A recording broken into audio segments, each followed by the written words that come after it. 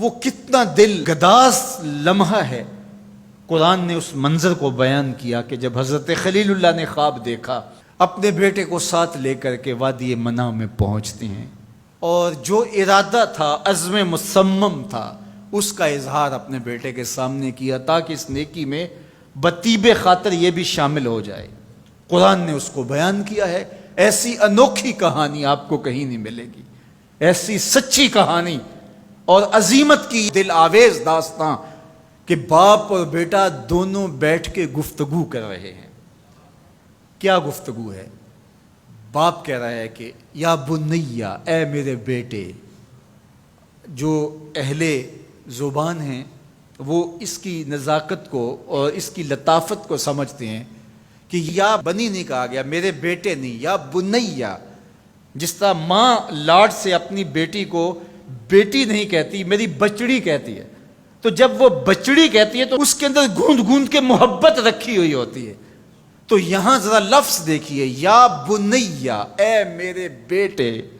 اللہ اکبر۔ اردو کے دامن میں کوئی اتنی وسعت نہیں ہے کہ ان لفظوں کی تعبیر ہو سکے جو شہد ان لفظوں سے ٹپک رہا ہے جو حضرت خلیل اللہ نے اپنے بیٹے کے لیے لفظ استعمال کیے۔ یا بنیا، اے میرے دل بند، اے میرے جگر کے ٹکڑے، اے میرے فرزند نونہال، میں نے خواب دیکھا ہے، اس خواب میں تجھے ذبح کر رہا ہوں۔ یہ خواب آپ یا میں دیکھیں تو ہم تو اپنی بیوی سے بھی اس کو شیئر نہیں کر سکتے، ہمارے رونگٹے کھڑے ہو جاتے ہیں، لیکن بیٹے سے کہہ رہا ہے۔ اور یہ محض خواب کسی تفنن طبع کے لیے نہیں ہے، یا محض کوئی بات سمجھانے کے لیے نہیں ہے، اس کی تعبیر کی طرف بچے کو لانے کے لیے سنایا جا رہا ہے۔ کہا بیٹا میں نے ایک خواب دیکھا ہے۔ خواب کیا ہے؟ کہ میں تجھے ذبح کر رہا ہوں، اب تو بتا تیری رائے کیا ہے؟ اللہ اکبر۔ اب باپ بیٹے سے کہے کہ میں تجھے ذبح کرنا چاہتا ہوں تو بیٹے کا رد عمل کیا ہوگا؟ کوئی بھی تصور اپنے بیٹے کو کر کے سوچے کیا رد عمل ہوگا؟ اس کی آنکھیں پھٹی کی پھٹی رہ جائیں گی، وہ باپ کے ہوش و حواس پہ شک کرنے لگ جائے گا، کہے گا کیا بول رہے ہو، ہوش ٹھکانے ہیں؟ باپ ہو، سفاک ہو، کیا لہجہ ہے تمہارا، مجھے ذبح کرو گے؟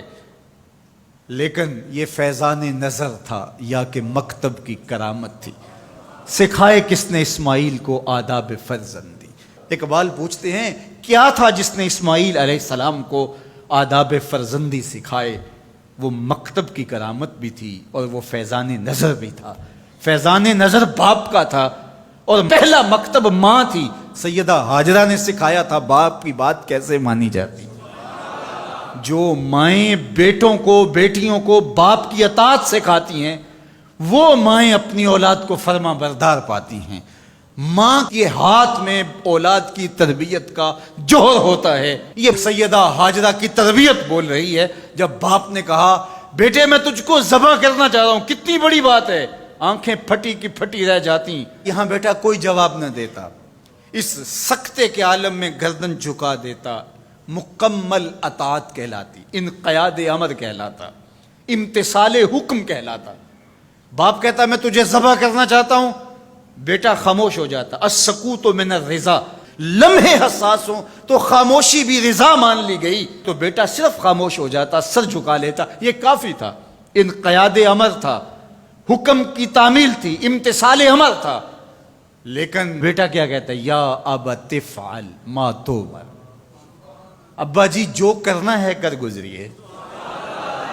باپ نے جو پوچھا تھا وہ ذبح کے حوالے سے پوچھا تھا، تو ذبح کا جواب ذبح سے مکمل امتثال امر ہے۔ لیکن بیٹا دو قدم آگے بڑھ کے کہتا ہے یا ابت، اے میرے پیارے باپ۔ اب اس میں بھی بیٹے کا لہجہ تبدیل نہیں ہوتا۔ جب باپ ذبح کرنے کا کہہ رہا ہو اس وقت میرے ابو کہنا یہ امتثال امر کی انتہا ہے۔ اور آگے کیا کہا؟ افعل، کر گزریے۔ یہاں یہ نہیں کہا ذبح کیجئے، باپ نے کہا ذبح کرنا چاہتا ہوں، لیکن ذبح کے جواب میں ذبح نہیں آیا۔ ذرا دل تھام کے بیٹھیے، کتنا امتثال امر اور مکتب کی کرامت کا کیسے ظہور ہوتا ہے۔ یا ابا تفعل ما تؤمر، اے ابو ذبح کیا، جو بھی کرنا ہے کر گزریے۔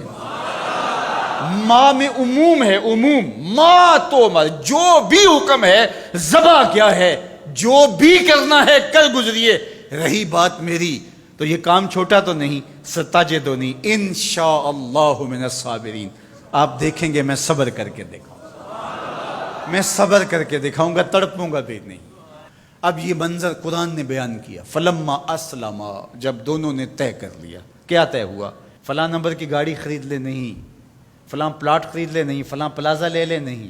باپ اور بیٹے کی وادی منع میں بات کیا ہوتی ہے؟ باپ کہتا ہے میں تجھے ذبح کرنا چاہ رہا ہوں، بیٹا کہتا ہے میں ہونے کے لیے تیار ہوں۔ آپ دیکھیں گے کہ میں جنبش نہیں کروں گا۔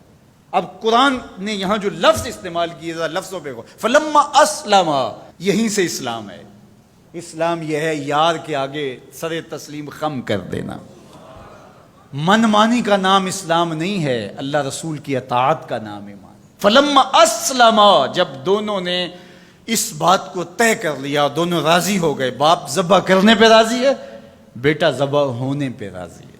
وَتَلَّهُ لِلْجَبِينِ، اور باپ نے بیٹے کو پیشانی کے بل لٹا لیا، ہاتھ میں چھری پکڑی ہے۔ بوڑھا باپ اپنے نونہال بیٹے کو ذبح کرنے پہ آمادہ ہے، جس کا کوئی قصور نہیں ہے، جس کو اللہ سے دعائیں مانگ مانگ کے لیا تھا۔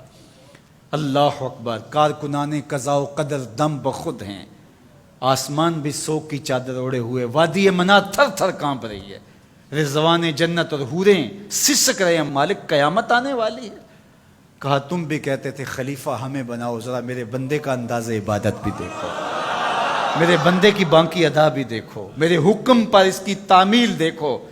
اللہ اکبر، حضرت خلیل اپنے بیٹے کو لٹا کے ہاتھ میں چھری پکڑے، بیٹے کو ذبح کرنے کے لیے آگے بڑھتے ہیں، ہاتھ میں چھری لیے ہے اور گردن پہ رکھتے ہیں، اور پوری قوت کے ساتھ چھری کو گردن پہ پھیر دیتے ہیں، لیکن ایک بال بھی نہیں کٹتا۔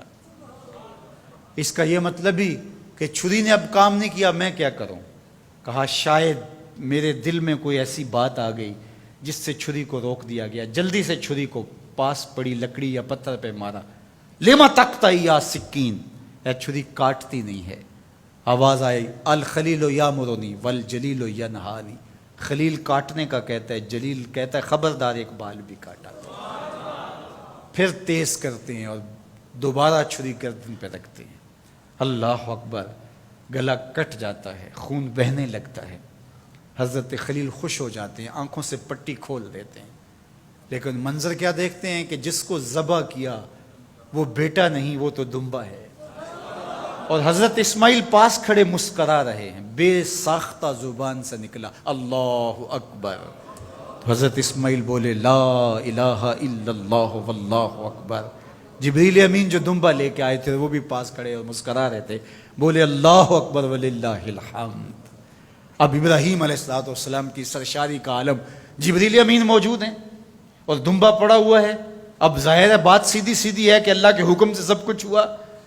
حضرت ابراہیم علیہ السلام کے قلب اطہر کو تسلی ہو گئی، لیکن عین اس موقع پر وحی کی چمک سے منع کی وادی روشن ہو گئی، اور وحی نازل ہوتی ہے اور آواز آتی ہے وَنَادَيْنَاهُ أَن يَا إِبْرَاهِيمُ قَدْ صَدَّقْتَ الرُّؤْيَا إِنَّا كَذَلِكَ نَجْزِي الْمُحْسِنِينَ۔ عین اس موقع پہ ہم نے بھی آواز دی، ابراہیم بس بس، تو نے واقعی خواب پورا کر دکھایا، ہم نے تیری سنت کو قیامت تک باقی رکھا اور اس تیری نشانی مٹنے نہیں پائے گی۔ صدیاں بیتنے کے بعد آج بھی منع کی قربان گاہ سے لے کر دنیا کے آخری کونے تک سنت ابراہیمی کو زندہ کیا جاتا ہے۔ اللہ اکبر، کتنا جگرا تھا اس باپ کا اللہ کی رضا کے لیے۔ خلت کے تاج یوں نہیں ملتے، عظمتوں کی معراج یوں نصیب نہیں ہوتی۔ باپ بیٹے کو ذبح کرنے کے لیے آمادہ ہو جاتا ہے۔ ہمارے ایک بزرگ کہا کرتے تھے بیٹے ہر بندے کا کوئی نہ کوئی اسماعیل ہوتا ہے، جب تک وہ اپنے اسماعیل کی گردن پہ چھری نہیں رکھتا اللہ کی دوستی نصیب نہیں ہوتی۔ اپنی خواہشات کی گردن پہ، اپنی آرزوؤں کی گردن پہ چھری پھیرو، اللہ کے لیے محبوب سے محبوب چیز قربان کرنے کے لیے آمادہ ہو جاؤ، پھر تمہیں وہ اپنی قربتوں سے مالا مال کرے گا۔